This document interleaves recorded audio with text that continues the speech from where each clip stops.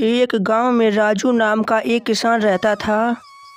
उसके पास एक छोटी सी ज़मीन थी जिसमें वो खेती किया करता था। उसके पास जो कुछ भी था वो उसमें संतुष्ट था। राजू के परिवार में उसकी पत्नी और उसका एक छोटा लड़का था।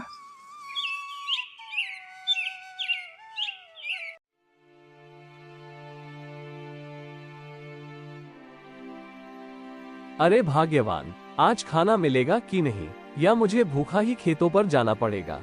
जी, बस बन गया खाना, मैं अभी बांध देती हूँ। ठीक है, जब तक तुम खाना बांधो तब तक मैं गौशाला से बैल को ले आता हूँ।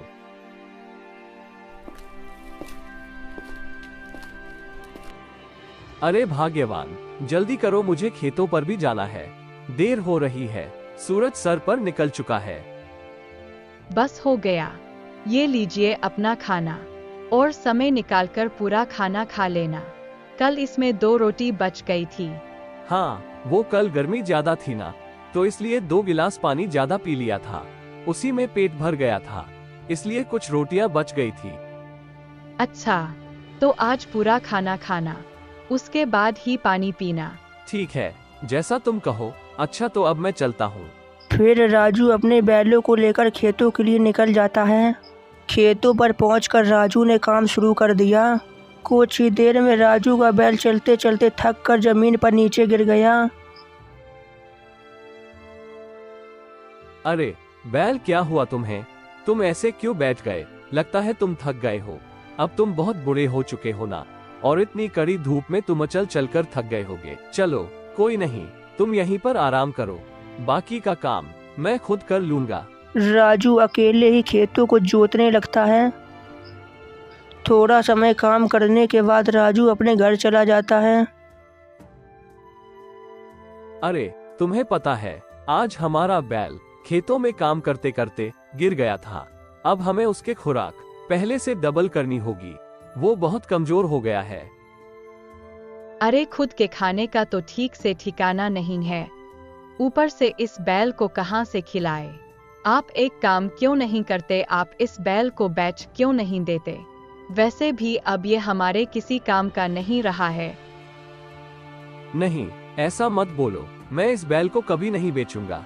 मैंने बचपन से ही इसको अपने बेटे की तरह पाला है। ये भी हमारे परिवार की तरह है। अब ये बूढ़ा हो गया है तो मैं इसकी इस स्थिति में इसको बेच दूं? नहीं, ऐसा कभी नहीं हो सकता। ऐसे ही अगली सुबह फिर से राजू अपने खेतों के लिए निकल जाता है और खेतों का काम निपटाकर घर आ जाता है। इसी गांव में एक जमींदार भी रहता था जो अपने खेतों की जुताई गरीब किसानों से करवाता था। उसके पास बहुत सारे खेत थे। हाल ही में उसने गांव से थोड़े आगे एक नया खेत खरीदा था जिसकी जुताई उसे करवानी थी। अगली सुबह जमींदार राजू के खेतों के बाहर से निकल रहा था, तभी उसने राजू को खेतों पर काम करते हुए देखा।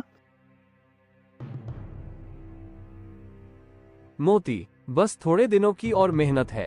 एक बार हमारे खेत की जुताई हो जाए, फिर बस तुम्हें आराम ही आराम है। अरे ये राजू तो बहुत मेहनती किसान है, क्यों ना मैं इसको अपने नए वाले खेत की जुताई करने का काम दे दूं। ऐसा सोचकर जमींदार राजू को आवाज लगाता है। राजू, जरा इधर आना।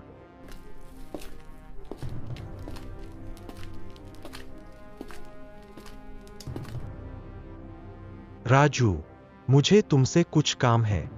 अभी हाल ही में मैंने एक नया खेत खरीदा है जो गांव से थोड़ा सा दूर है। क्या तुम उस खेत की जुताई कर पाओगे? मैं तुम्हें इसके 4000 दूंगा। ठीक है जमींदार जी, मैं आपका खेत जोत दूंगा। बताइए मुझे आपका कब से खेत जोतना होगा? तुम कल सुबह ही खेत की जुताई करने में लग जाना।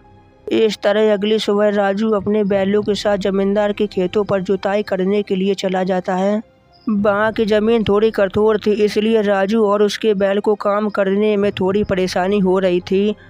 अरे ये जमीन तो बहुत कठोर है, बहुत परेशानी हो रही है इसकी जुताई में। ये जमींदार जी ने मुझे कहाँ फंसा दिया। मोती, तू भी सोचता होगा ना कि ये राजू कितना चालाक है। दिन रात मुझसे काम ही करवाता रहता है, लेकिन क्या करूं इस पेट के लिए, ये सब करना पड़ता है। अगर ये नहीं करूंगा तो मैं अपना और तेरे पेट को कैसे भरूंगा। खेत जोतने के बाद राजू अपने बैल के साथ अपने घर चला जाता है। क्या हुआ? जोत आए जमींदार जी के खेत? हाँ, आधा काम हो गया है, आधा काम कल कर दूंगा। चलिए अच्छा है, इससे कुछ पैसे तो आएंगे। अरे मैं वो इस बार सोच रहा हूँ कि जमींदार जी के पास से जो पैसे आएंगे उन पैसों से गौशाला की मरम्मत कर लूं। गौशाला में जगह जगह पर छेद हो गए हैं, जिससे बारिश का पानी छत से टपकता है। हाँ ठीक है, आप अपनी गौशाला की सबसे पहले मरम्मत ही करवा लेना, हम अपनी बाद में देख लेंगे। अगली सुबह राजू अपने बैल के साथ जमींदार के खेत को जोत रहा था, तभी उसका हल खेतों में अटक जाता है। अरे ये हल कैसे अटक गया यहाँ? आखिर यहाँ पर क्या चीज है जो इस हल को अटका रही है? राजू जब वहाँ की खुदाई करता है तो देखता है कि वहाँ पर तो एक बहुत ही पुराना संदूक है। राजू ने संदूक को बाहर निकाला और खोलकर देखा तो उसमें काफ़ी सारे सोने के सिक्के थे। राजू ये देखकर काफ़ी ज़्यादा खुश हो जाता है और संदूक को अपने घर ले जाता है। जी, इतने सारे सोने के सिक्के, ये तो बहुत सुंदर दिख रहे हैं। हम तो अमीर हो गए, अब हमें किसी और चीज की जरूरत नहीं। इन सोने के सिक्के को बेचकर हम अपनी सारी जरूरत पूरी कर सकते हैं। नहीं, हम ऐसा नहीं कर सकते। ये सोना हमारा नहीं है, ये जमींदार जी के खेतों से मिला है। ये जरूर पुराने समय में जो राजा रहते थे, उन्हीं राजा महाराजाओं का छुपाया हुआ खजाना होगा जो हमें मिला है। ये हमारा खजाना नहीं है, ये सरकारी खजाना है, इसे हमें सरकार को देना होगा। ये खजाना केवल सरकार का है, इस खजाने पर सरकार का अधिकार है।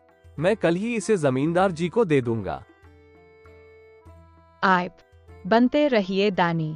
अगर आप ऐसे ही दानी बनोगे तो आप जिंदगी में कभी भी अमीर नहीं बन पाओगे। जिंदगी भर खेती बाड़ी करते रहना और सूखी दाल रोटी खाते रहना। बेईमानी के पैसे से तो अच्छा ये सूखी दाल रोटी ही है। कम से कम इसे खाकर हमें चैन की नींद तो आ जाती है। बेईमानी का पैसा खाएंगे तो हमें ठीक से नींद भी नहीं आ पाएगी। और तुम एक बात हमेशा याद रखना, बेईमानी का पैसा कभी भी नहीं फलता। इसलिए मैं कल सुबह ही इस खजाने को जमींदार जी को दे दूंगा। लो, कर लो बात। हाथ को आए मगर मुंह नहीं लगे। अगली सुबह राजू संदूक लेकर जमींदार के घर चला जाता है और जमींदार को सारी बातें बता देता है। जमींदार राजू की बात सुनकर राजू से काफ़ी ज़्यादा खुश होता है। वाह राजू, तुमने साबित कर दिया कि तुम सच में बहुत ईमानदार व्यक्ति हो। मैं तुम्हारी ईमानदारी से बहुत खुश हुआ।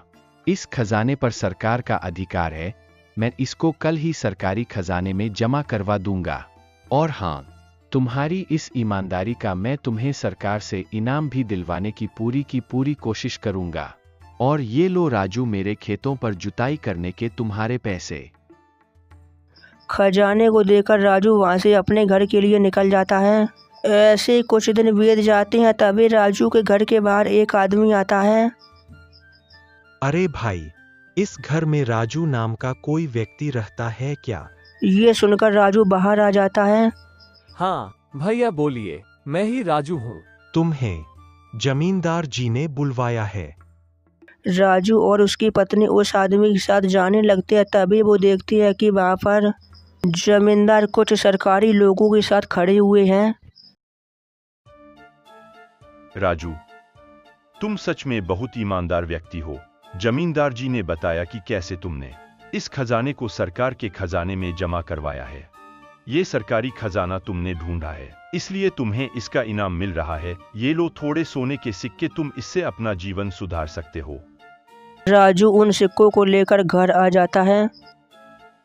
जी, आपने सही कहा था कि बेईमानी का पैसा कभी नहीं फलता, लेकिन ईमानदारी का जरूर फलता है। आपकी ईमानदारी की वजह से आज हमें इतने सारे सोने के सिक्के मिल पाए। राम राम भाइयों।